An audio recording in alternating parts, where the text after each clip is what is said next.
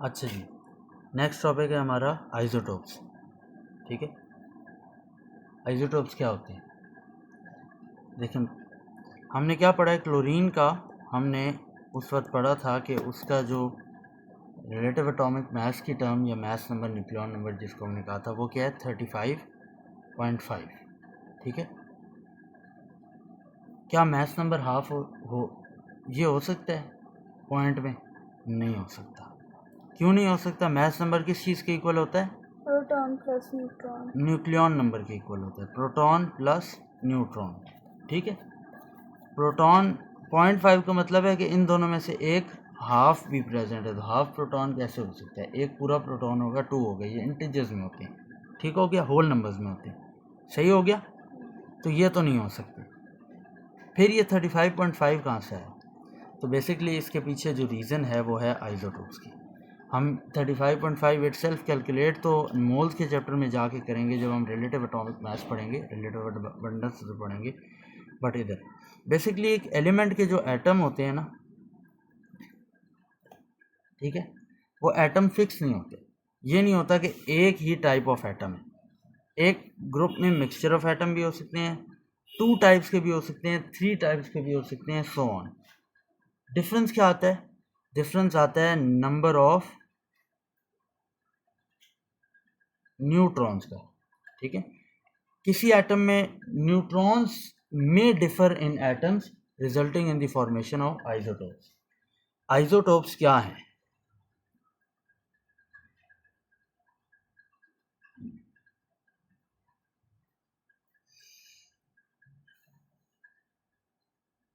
Different atoms of the same element. ये दोनों definition है इसकी। पहली वाली प्रेफर्ड है, same element with same number of protons. ठीक है, same number of protons and electrons as well. ठीक है, ये दोनों सेम होते हैं। डिफरेंस कहाँ पे आता है? Different number of neutrons.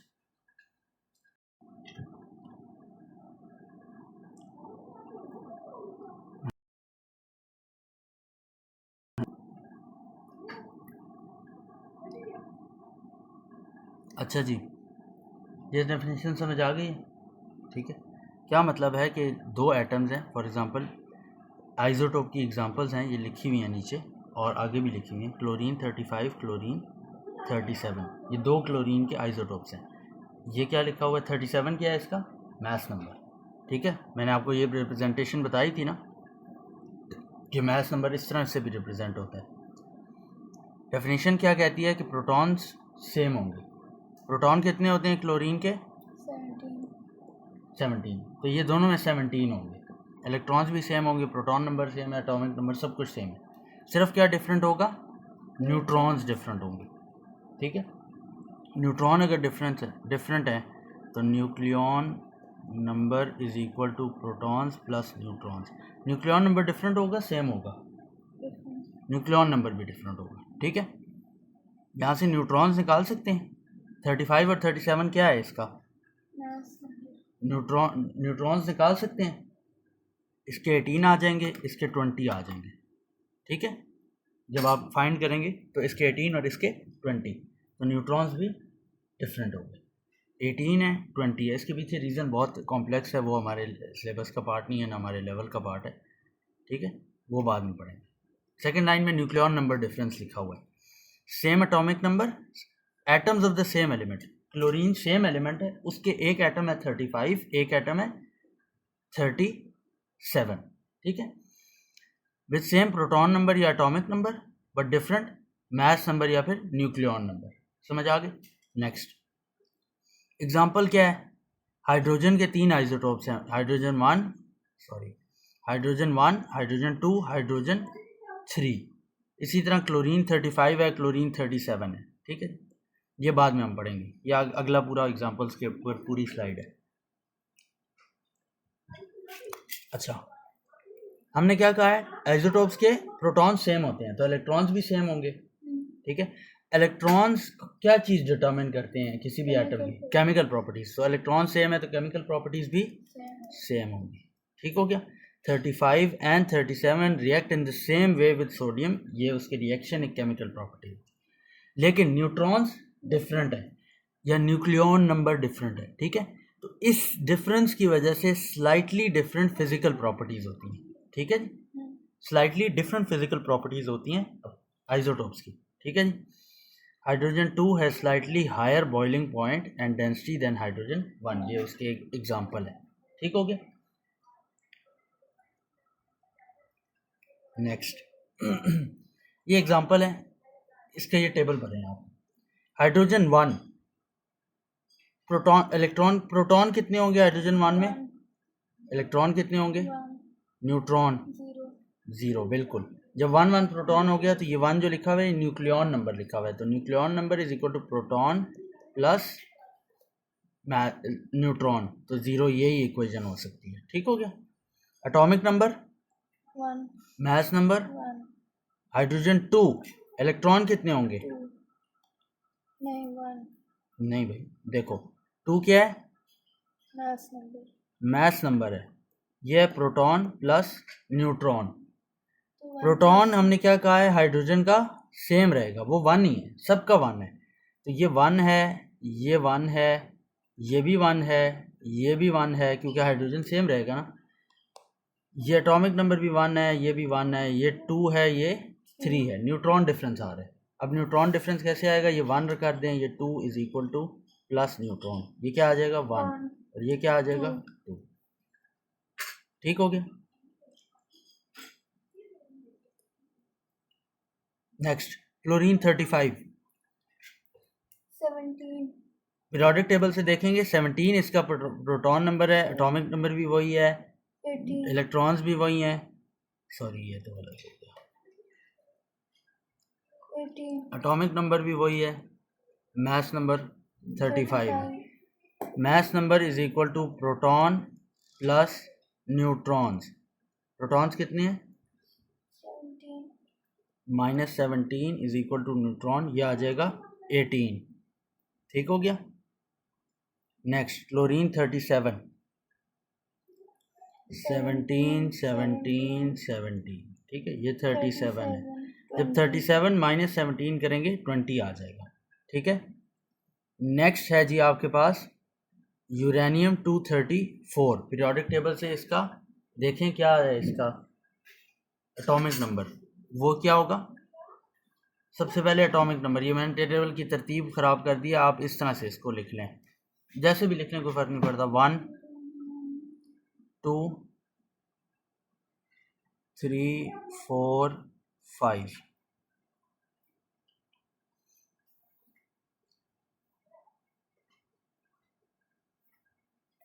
जी एक second,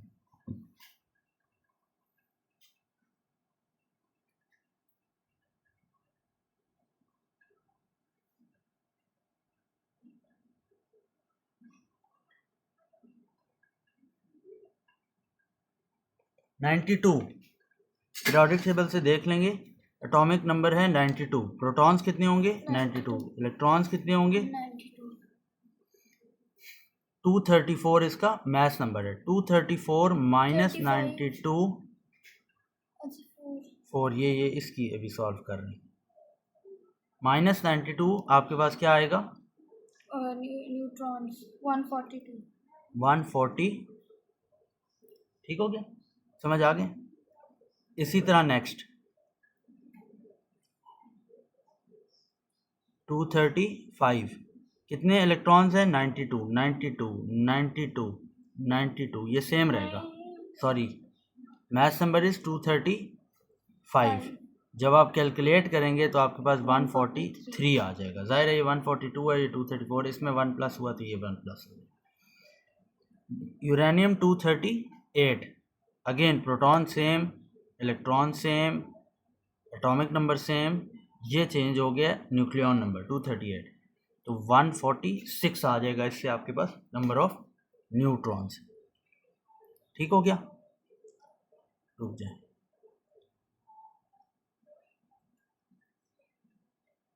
carbon 12, carbon 13, carbon 14, electrons कितने हैं कार्बन में 6, कैसे पता लगा प्रोटॉन 6 हैं, ये कैसे पता लगा एटॉमिक नंबर 6 है, ठीक है। 12 क्या है आपके पास, वो मास नंबर 6, ठीक है, जब माइनस करेंगे 6 आ जाएगा, electron 6, proton 6, atomic number 6, electron 6, proton 6, atomic number 6। ये कितना हो जाएगा 13, ये 14, ये जब माइनस करेंगे 7 आएगा, ये आ जाएगा 8। ठीक है, तो न्यूट्रॉन्स और न्यूक्लियॉन नंबर डिफरेंट है, बाकी सारी चीज़ें सेम होती हैं। ठीक हो गया। नेक्स्ट, अब हो सकता है क्लोरीन 35 एग्जिस्ट करे, हो सकता है क्लोरीन 37 एग्जिस्ट करे, लेकिन एक और भी पॉसिबिलिटी है, वो है क्लोरीन 35 और क्लोरीन 37 एक मिक्सचर में एग्जिस्ट करें, जिनमें सम परसेंटेज 35 हो, सम परसेंटेज 37 हो। ये 3 पॉसिबिलिटीज़ है। ये एक इम्पॉर्टेंट पॉसिबिलिटी है जिसमें ये एज मिक्सचर एग्जिस्ट करे, क्योंकि फिर हमें इसके अकॉर्डिंगली हमारे काम की चीज़ क्या होती है कि कितने परसेंट ये है, कितने परसेंट ये है। ठीक है, और इस परसेंटेज को हम क्या कहते हैं, रिलेटिव अबंडेंस। ये हम मोल्स के चैप्टर में फाइंड आउट करना सीखेंगे जब रिलेटिव एटॉमिक मास भी करेंगे। ठीक हो गया, समझ आ गई। अभी के लिए इसको इतना डिटेल में नहीं जाएंगे, क्योंकि रिलेटिव एटॉमिक मास हम वहाँ से समझेंगे। और ये रिलेटिव अबंडेंस ही रीज़न होती है कि क्लोरीन का जो आपके पास पीरियोडिक टेबल में रिलेटिव एटॉमिक मास लिखा होता है, या मास नंबर की जगह जो टर्म लिखी होती है, वो 35.5 है। 35 और 37 के मिक्सचर की वजह से 35.5 है। ठीक है, ये कैसे है, इसका क्या मतलब है, ये हम पढ़े। आ जाए नेक्स्ट। अब कुछ ऐसे आइसोटोप्स होते हैं जो हाई एनर्जी रेडिएशन इमिट करते हैं, रेडिएशंस एनर्जी इमिट करते हैं। इतनी सी बात करें, इनको हम क्या कहते हैं, रेडियो आइसोटोप्स। ये न्यूक्लियर फिजिक्स जब आप पढ़ेंगे तो अब आप समझ जाएंगे हाई एनर्जी रेडिएशन क्या होती है, रेडियो आइसोटोप्स होते हैं। ठीक है, इनको हम क्या कहते हैं, रेडियो एक्टिव सब्सटेंसेस। ठीक है, ये क्या करते हैं, रेडिएशन क्या होती है, इमिट क्या होता है, इमिट का मतलब है रिलीज करते हैं। ठीक है, ये सारी चीज़ें आप डिटेल में उसके बाद पढ़ेंगे तो उस वक्त तक आपको समझ आ जाएगी, ये खुद ही उधर से आप इसको कर लेंगे। अभी मैंने सिर्फ बताना है, रेडियो आइसोटोप्स ये जो होते हैं ये डेंजरस होते हैं हेल्थ के लिए, जिसकी वजह से एटॉमिक बॉम्ब भी डेंजरस होता है। ये हेल्थ हज़ार्डस होते हैं। ये न्यूक्लियर पावर प्लांट का आपने सुना होगा कि ये डेंजरस होते हैं, ये कैंसर कॉज कर सकते हैं, can damage living cells, bio जब आप पढ़ लेंगे फिर सारा कुछ मिला के, एंड कॉज कैंसर। लेकिन अगर हम इनको अच्छे तरीके से यूज़ करें, ठीक है, तो ये बहुत सेफली यूज़ करें तो ये बहुत इंपॉर्टेंट यूजेस इनकी हमारे पास होती हैं। Which brings us to the uses of isotope. ये कुछ एग्जांपल्स हैं रेडियो आइसोटोप्स। ठीक है, रेडियो आइसोटोप कौन से होते हैं, मतलब क्लोरीन 35 है जैसे, या इधर से एग्जांपल लेते हैं जी। आयोडीन का मास नंबर क्या है जो उसमें लिखा हुआ है, 127। ठीक है, ये मोस्ट कॉमन इसका वो है। एक रेयर इसका आइसोटोप है जो 131 है। ठीक है, ये एक उसका आइसोटोप है, ये 131 आइसोटोप है, ये रेडियो आइसोटोप है। ठीक है, ये अब रेडियो आइसोटोप क्या होता है वो मैंने आपको बताया कि वो पढ़ेगा। ये किस चीज़ के लिए यूज़ होता है, थायराइड डिसऑर्डर। ठीक है, मेडिकल यूज़ है इसकी।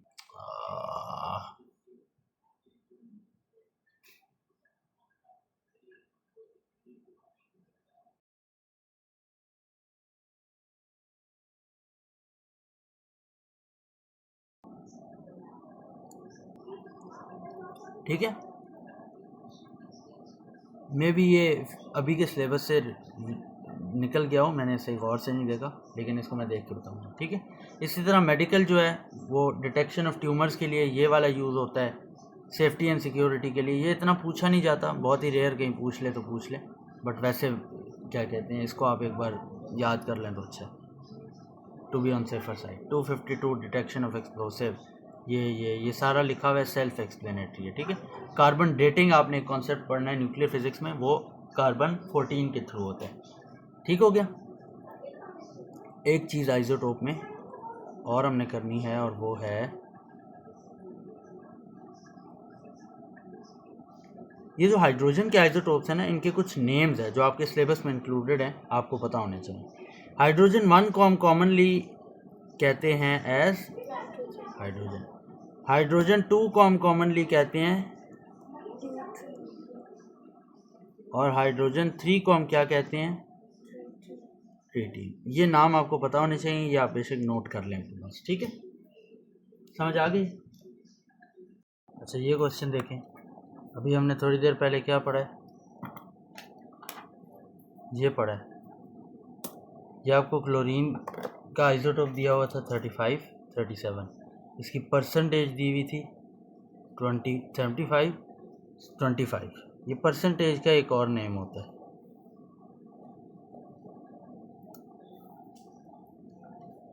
क्या होता है? Relative abundance. ठीक है, आपने क्या निकालना है? रिलेटिव एटॉमिक मास, या जो भी अननोन है इन 3 चीज़ों में से। आके देखें कैसे होता है पास्ट पेपर में। जी क्वेश्चन देखें, relative atomic mass of lithium in 1 decimal. ये लिथियम के 2 आइसोटोप्स है 6, 7, इनकी रिलेटिव अबंडेंस दी हुई है, ठीक है?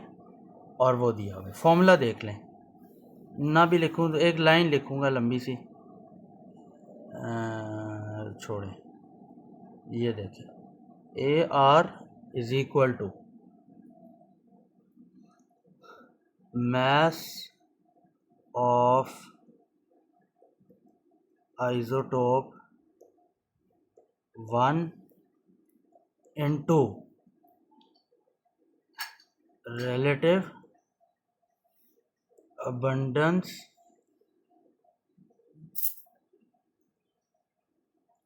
divided by 100, ठीक है, प्लस mass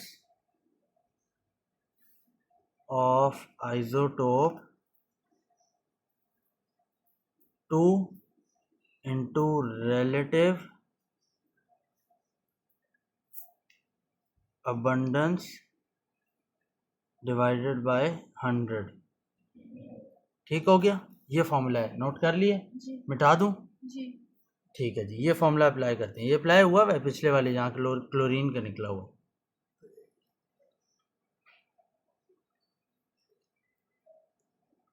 आ जाए जी, AR is equal to mass of isotope 1। Isotope 1 कौन सा है? ये, इसको ले लें, किसी एक को ले लें। क्या मास है?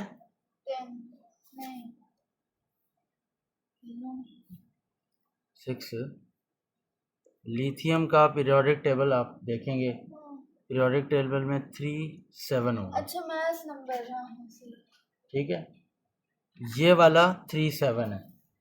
इसने अगर 6 लिखा हुआ है तो ऑटोमेटिकली समझ जाएंगे ये मैथ्स नंबर ही है। ठीक है जी, तो ये क्या है?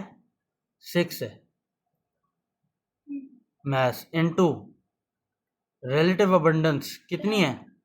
Divided by 100। ये सारा क्या करेंगे? Plus mass of isotope 2 relative abundance divided by 100। इसको सॉल्व करेंगे एक्सप्रेशन को और आंसर लिखेंगे। क्या आंसर आता है? 6 into 0.1 is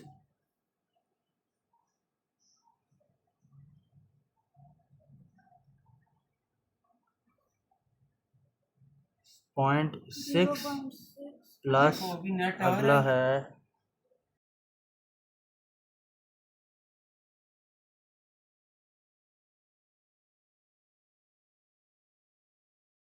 6.3, 6.9 is the relative atomic मास। ठीक है, इन दोनों का रिलेटिव एटॉमिक मास क्या है? 9 जी। Next question, boron. बोरॉन का क्या सिंबल होता है? 5, 11। ठीक है, नंबर ऑफ प्रोटॉन्स निकालने, किस में निकालने हैं? B11 में, इसी वाले में निकालने हैं। 5 protons, 5 electrons, 11 minus 5 is equal to 6 electrons. ठीक हो गया? Relative atomic mass of boron is 10.8। क्या निकालना है? Relative abundance of boron 10। Give your answer as percentage. कुछ और गिवन है? मैथ्स गिवन है, रिलेटिव अबंडेंस गिवन है नहीं। तो क्या करूं? लेट इट बी, क्या let it relative be x। अगर ये हम कह रहे हैं तो बोरॉन 11 जो है इसकी रिलेटिव अबंडेंस क्या होगी? 100 माइनस एक्स। जी 100 माइनस एक्स, एक्स परसेंटेज में, ठीक है। फॉर्मूला में डाल दें, A R is equal to mass of one first isotope 10, ठीक है, into relative abundance x divided by 100, ठीक है, plus mass of second isotope 11 into relative abundance 100 minus x divided by, ठीक है। ये सॉल्व करेंगे, ए आर सॉरी 10.8 है, 10.8 is equal to 0 0 से कैंसिल, तो ये हो जाएगा 0.1 x plus 1100 divided by 100 is 11 and 11, हाँ, तो ये हो जाएगा माइनस 0.11 एक्स, ठीक हो गया। क्या आएगा ये? 10.8 minus 11 is equal to minus 0.01 x, समझ आई? ये और ये ऐड कर दिए। Next, minus 0.2 divided by minus 0.01 is equal to x, ठीक है।